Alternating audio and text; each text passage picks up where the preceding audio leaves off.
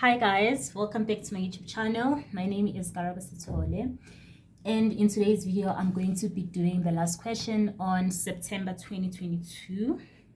Question 3. This is a very long question, so the video is probably not gonna be as short as the usual videos I make. Please bear with me. So I'm going to be reading.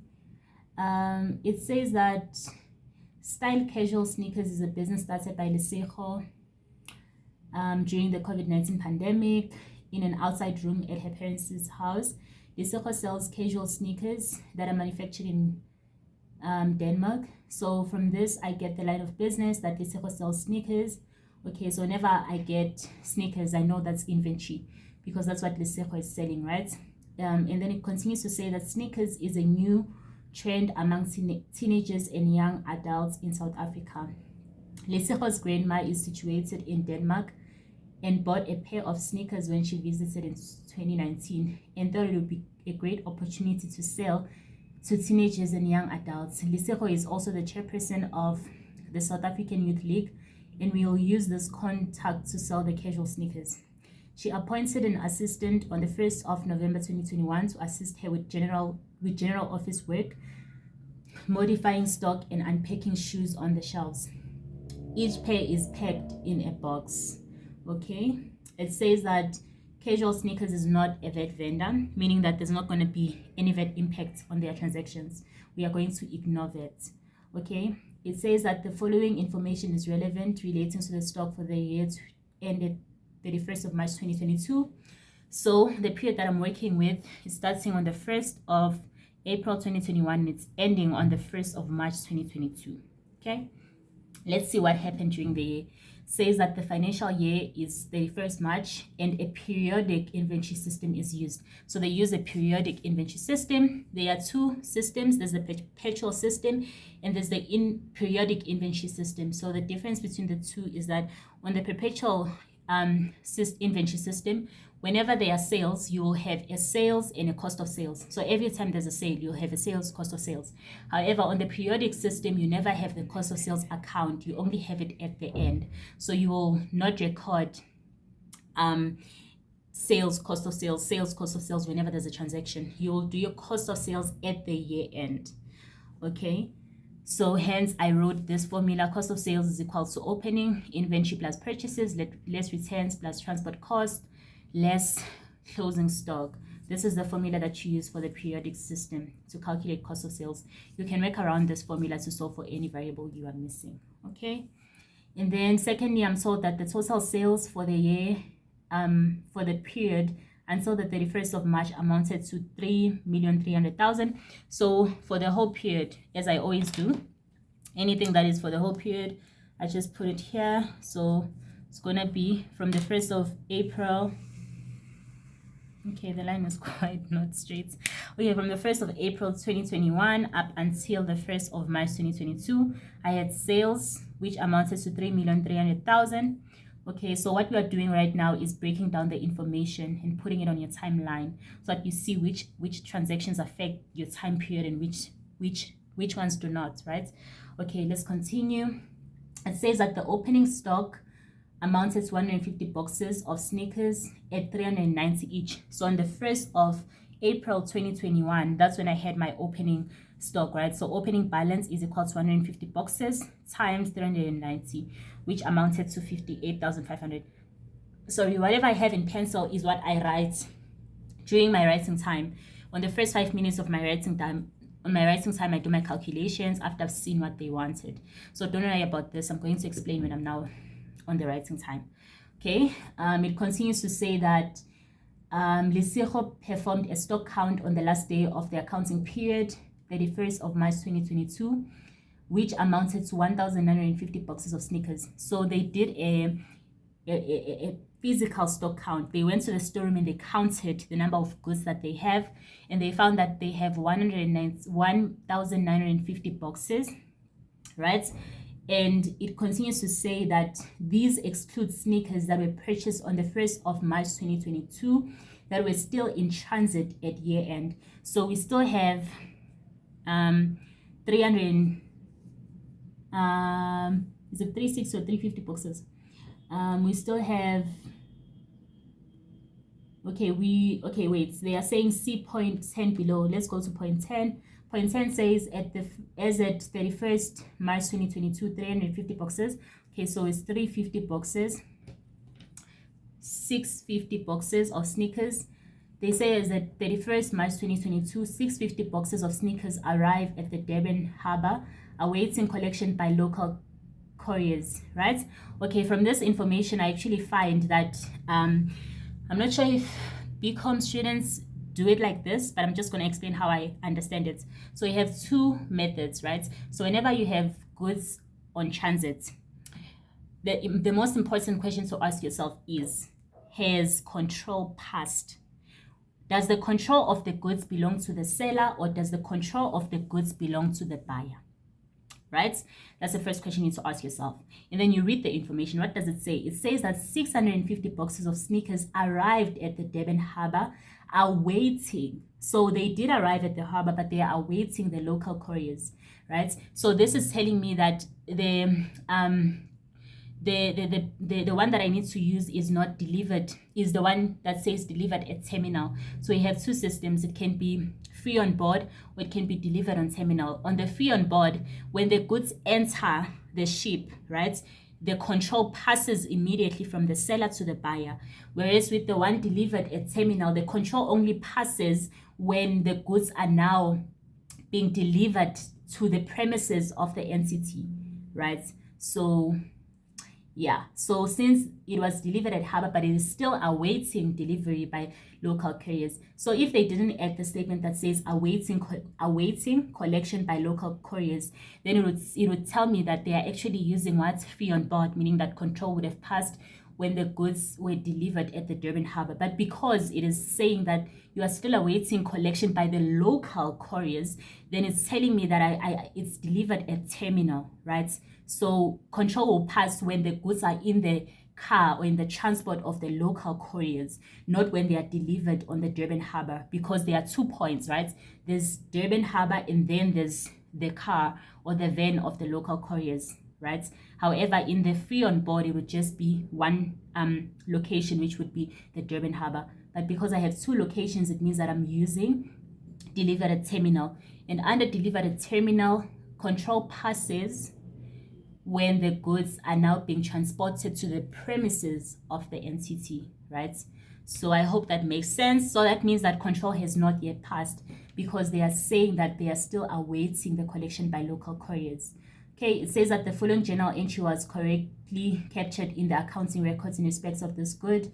In respect of these goods that are in transit on the 31st of March, debit purchases, credit accounts payable, right? So we included them under our purchases, right? And it's by the end, which is not right. We need to remove it because control has not yet passed.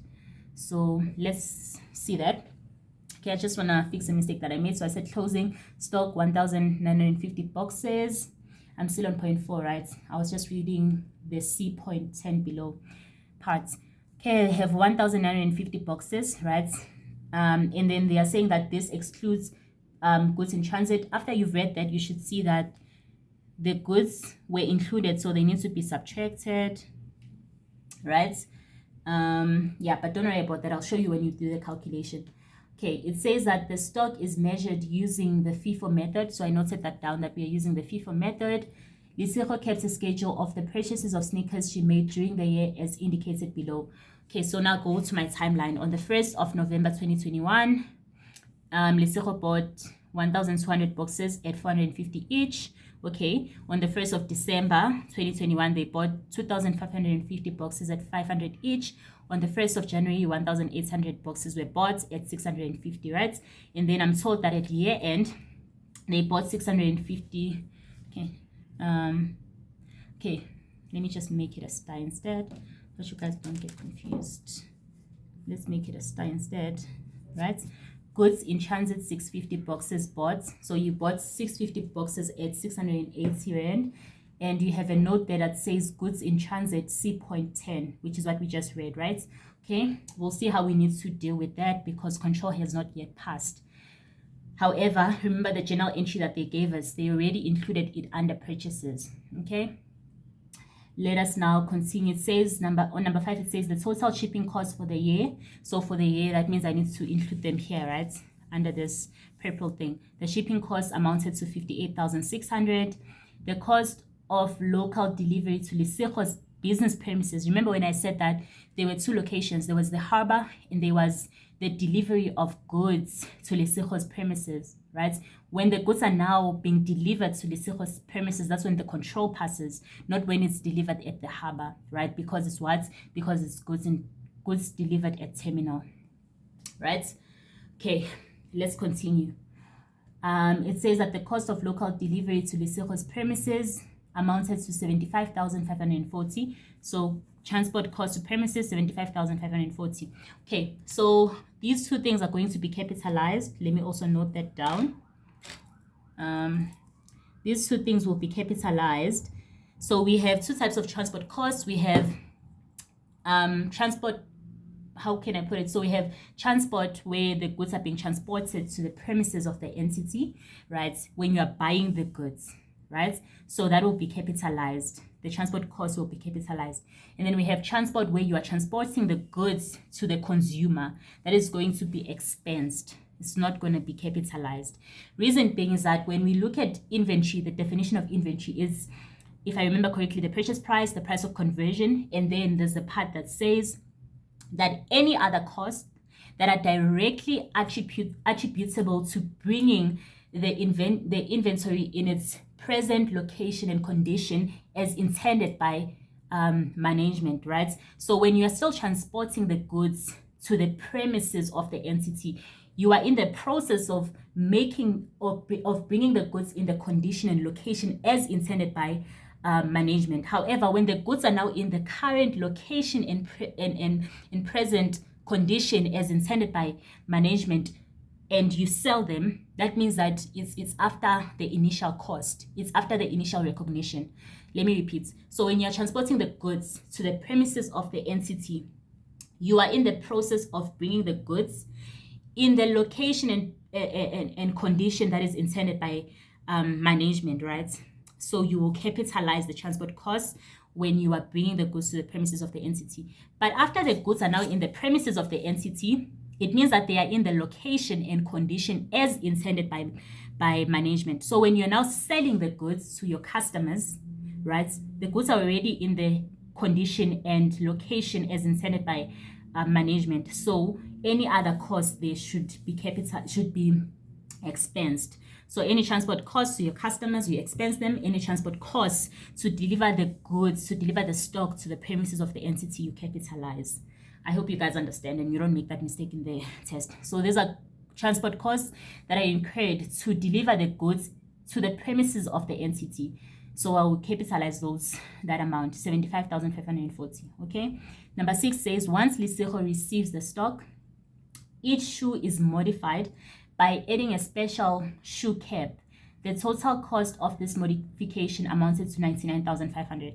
So modification fee, 99,500. Okay, let us ask ourselves, can I sell the shoes without the modification? No, I cannot, right?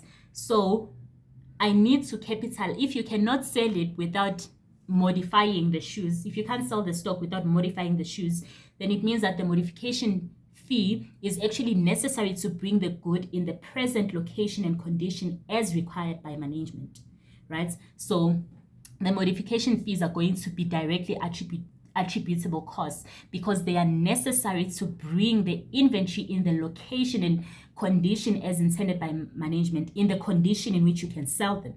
So the modification fee will need to be capitalized as well. So you note that down, capitalized, right?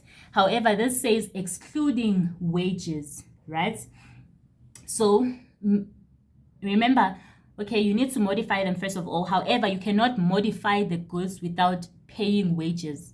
So the wages that you incur during the modification only will also need to be capitalized, right? So let us look at this. It says that okay, let's go to the next one. It says wages paid to the assistant for general office work amounted to 4,000. Okay, the 4,000 is going to be a wage expense, right? The 4,000 is going to be a wage expense, and 3,000 per delivery and 3,000 per delivery for modification and unpackaging of stock on the shelves of Lesego's premises. So you need to capitalize the wage of the modification of goods, right? So you would have to capitalize the 3,000. So let's just put a note here, 3K wages capitalized, right? Okay, and it said per delivery. Okay, so now we need to figure out how many deliveries were made. But let's move on to note number 8. It says the total cost incurred for the delivery to customers amounted to 26,800. What did I say? When you are delivering the goods are already in the location and condition as intended by management. Now you are delivering the goods. That means that's an expense because the goods are already in the condition and location as intended by management. So the transport costs that are incurred to deliver to customers of 26,800 are going to be expensed. So transport, delivery costs, 26,800. Okay, here delivery expense 26,800. Okay, electricity and water paid amounted to 15,850. That's also an expense. Okay, and it says as at the 31st. Okay, we already did this one. It's note number 10. The last note, which is note number 11, says the total shipping cost of the closing stock, see point 4 below. So this closing stock, the shipping costs were 6,600, right? The total cost of local delivery to Lesego's business of the closing stock amounted to 2,900. Okay, 2,990. So delivery costs were 2,990. So remember that these are costs you would capitalize, right? Because shipping costs, delivery costs, you'd need to capitalize them when you buy the stocks. So if it's part of closing inventory, remember I need to subtract closing inventory. So I'm going to calculate closing inventory based on how you calculate it under FIFO, but I would also need to subtract the costs that we incurred because they are part of the cost of the inventory. I will repeat. So when you're calculating cost of sales, there's this part that says subtract closing stock, right? So I'm going to calculate the closing stock value of this 1,950 boxes based on how FIFO calculates it. And then I also need to subtract these costs which were capitalized when you bought it, because these are costs necessary to bring the goods in the location and condition as intended by management. Okay. Then I'm told that the total cost of modification for the closing stock is 7,600. So these three costs need to be subtracted when calculating closing stock value, right? Now you are done with your analysis. Reading time is over. Now you need to write. Okay, you go to your question. Go to your questions. Just want to see you guys. Just want to make sure you guys can still see. Okay, sorry about that. Number 8 says prepare the statement of comprehensive income for the year ended 31st of March 2022.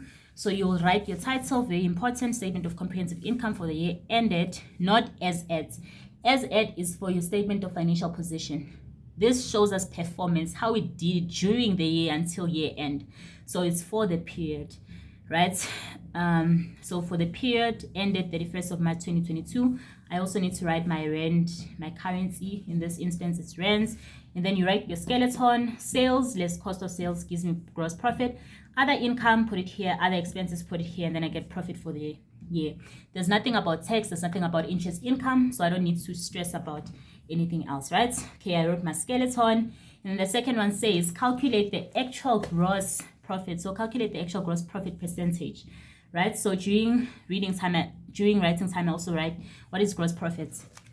Come back here. Gross profit is sales less cost of sales. So sales less cost of sales over cost of sales times 100. That's 2 marks. In total, you have 20 marks to work for. Okay, now I come to my pencil part, right? Now I need to do my calculations. What are they looking for? They are looking for the statement of comprehensive income. So I need my sales. But remember, I was given my sales for the period to be 3,300,000. So I go straight to the balance and I write 3,300,000. 3,300,000, right? Okay. Cost of sales is the biggest calculation here. That's where your marks actually come from. So I'm not going to do it here because there's no space. The marker needs to see exactly what I'm doing, right? So I'm going to come here. Okay, I want a new page. Okay, so cost of sales, what did I say the formula is when you are on the periodic inventory system? It's opening inventory plus purchases plus transport costs less returns less closing inventory, and you can work around to calculate any variable. So I'm looking for cost of sales. So I'm going to first calculate the opening inventory. To do that, I go back to my timeline. What was the opening balance? It was 150 boxes times 390. So 150 boxes times 390, and I gave 58,800. Okay, so I will have 58,500. 58,500. Your first mark already. You have 1 mark out of 25 for now. Now you have 2 because of sales, right? And then what's the next thing? I need to find my purchases. Okay, just gonna do my purchases all at once and then add them. I'm told that on the 1st of November I bought 1,200 times 450, right? So 1,200 times 450, 540,000. I also bought 2,500. Okay, 2,550 times 500. It amounts to 1,275. 1, 2, 3. Right? I'm also told that I bought 1,800. 1,800 times 650, and you get 117. 1, 2, 3, 4. Please be careful because a silly mistake can actually make you lose your marks. Right? Okay. That's all in terms of purchases, right? I have 3 purchases. Oh no, I don't. I also have this purchase here where the one I did at the year end, right? So I bought 650 boxes at 680. Okay, so 650 times 680, 442,000. Okay, I would also need to add them. I'm so sorry. So this amounts to 442,000. These are my purchases, right? This, and this. So I just add their amount, right? So 117, 1, 1, 2, 3, 4, plus 1,275, 1, 2, 3, plus 540,000. This is the amount that I get for my purchases. So I add my purchases amount, which gives me 3,427,123. Okay, those are my purchases plus transportation costs. What was I told? Okay, sorry. What was I told about transportation? So I have modification fee, right? Okay, I also have modification fee. I'm just gonna add it as part of my transportation cost, right? So 99,500 plus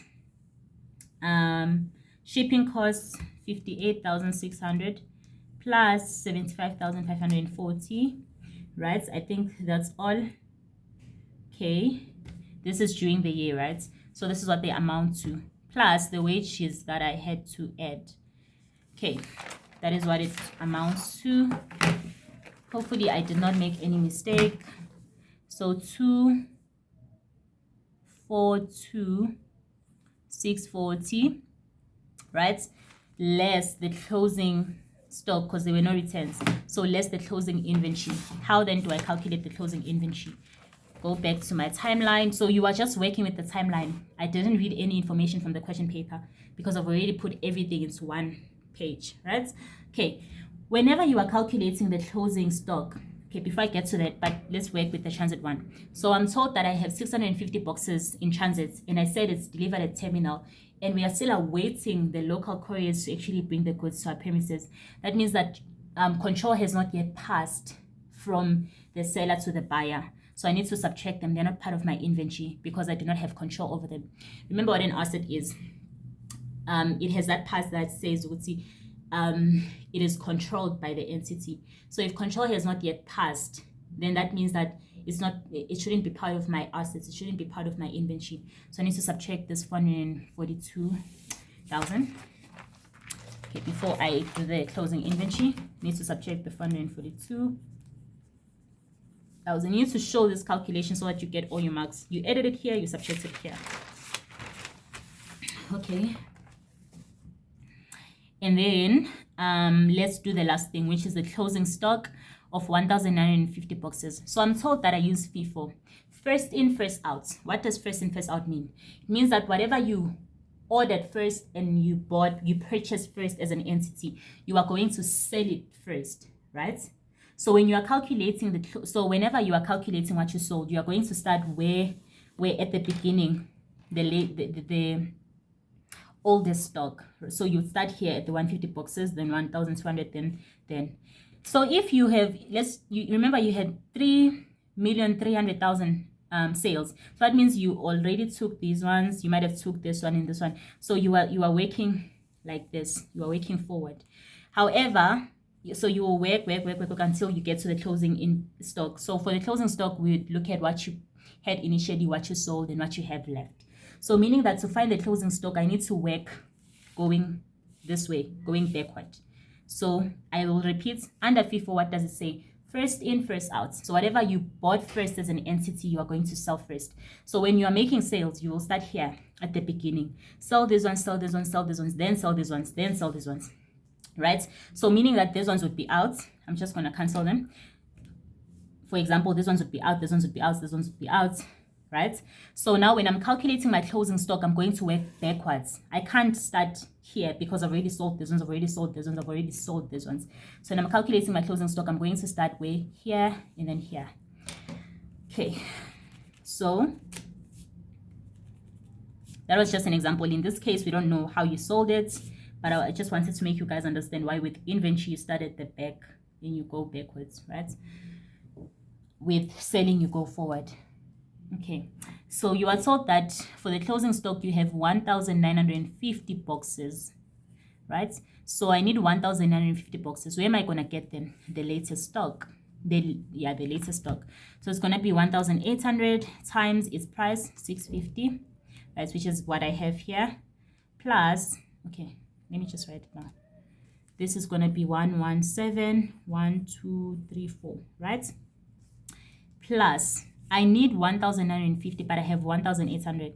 So I say 1,950 to see the remaining balance that I still need, right? So I still need 150. Where am I going to get it? The next one. This is why it was important to put your information in your timeline, because now it's easy to see which one is the next one that I need to go to. So I started here, now I need to go here. But I'm only going to take 150 of the 2,550. So 150 times 500. 150 times 500, and then I add it, right? And then remember, I'm trying to calculate the closing stock amount value, right? But remember what I said, these shipping costs that relate to the closing inventory, they were initially capitalized as part of cost. But now that I'm removing the closing inventory value, I also need to remove the shipping cost that correlates to the closing inventory. So the shipping cost that correlated to this closing inventory was 6,600, 2,919, 7,600. So I just add them, right? Remember, I'm trying to find the value of my closing inventory. I will take that value and then I'll just subtract the full amount. So you understand this and this, and then I add 6,600, 6,600 plus 2,990 plus 7,600, and this is what you should get, right? Okay, oh, this was a lot. I'm tired of talking. So you need to subtract this amount, okay? So it's 1,316. So you need to subtract 1,316, 190, I think. 1,316, 190, right? And let's see what you get. So 58,500 plus 342, 7,000 plus 242, 640, less 442, 123. I hope I did not make any mistakes. But even if you make a mistake in the test, your marks go to your calculations.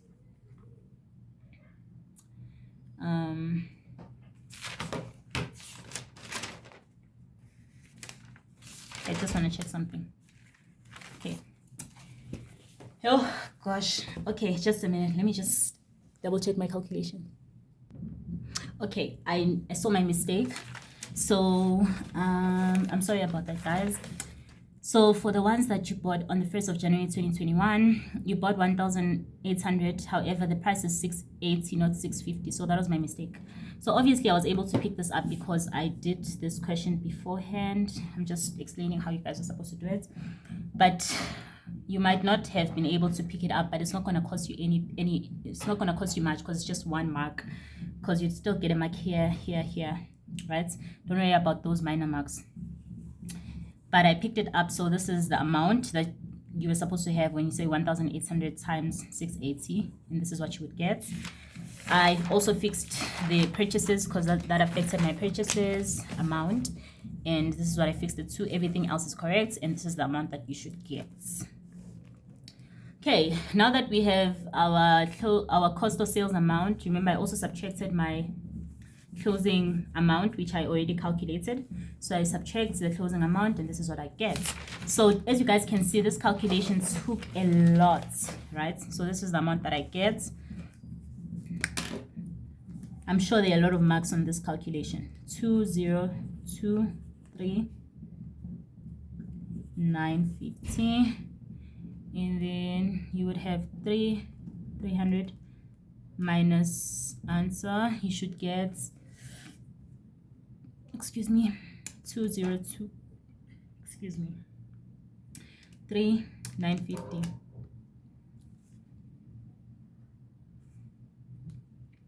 3,300,000 to 3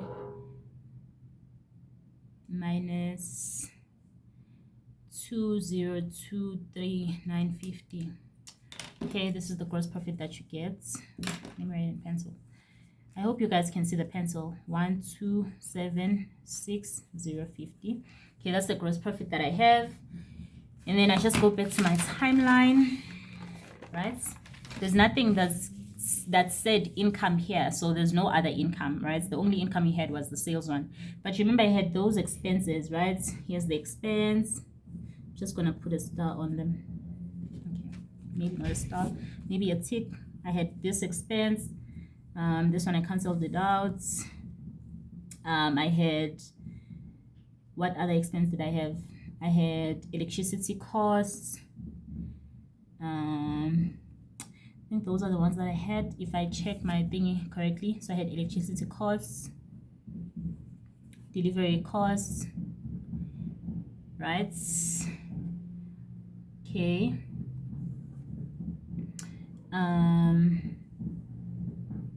Shipping costs. Yeah, I think that these are the only ones that I had. Oh, I also had water and electricity. Okay, yeah. Okay, it's fine. So you go and put those ones in. Okay, I'm not sure where I ended, but then I wanted to clarify on something, right? I'm sure you guys saw me adding 9,000 when I was calculating the fee, the modification fee. I said 99,500 plus 9,000, right? So I just want to explain where that 9,000 is from, because I feel like I did not explain. I'm not sure if I did, but let's go to the wages calculation. Okay, so I'm told on notes number 7 that wages paid to the assistant for general office work amounted to 4,000 per month, right, and 3,000 per delivery for modifying and unpacking of stock. So I said that the 3,000 per delivery will be capitalized as part of my stock, but it's 3,000 per delivery. So if you go back to your purchases, how many purchases did we have? How many deliveries did we actually have? Remember, we had 4 purchases. We had 1, 2, 3, and 4. But how many were delivered of these 4? It was 1, 2, 3. So it would be 3,000 times 4, times 3, because only 3 were delivered, which would give me 9,000. This 9,000 is the one that I capitalized here on the modification fee, right? Okay, is the one that I capitalized after I said 99,500. I'm not sure if you guys asked yourself where the 9,000 was coming from, but that's where it was coming from, right? Okay, this one will be capitalized. And then there's this part that says that for the general office work, it amounted to 4,000 per month. So it is 4,000 times Remember when I first read, it says that Lesego appointed an assistant on the 1st of November 2021. So the assistant, we didn't have the assistant for 12 months, but we rather had the assistants for 5 months. So let's calculate November, December, January, February, March, right? November, because that's when the assistant came in. So November, December, January, February, March. So times 5. This should amount to 20,000. Right, so that's where the 9,000 came from, also the 20,000. So this is an expense, so I'm also just gonna tick it, right? So you go to your statement of profit and loss.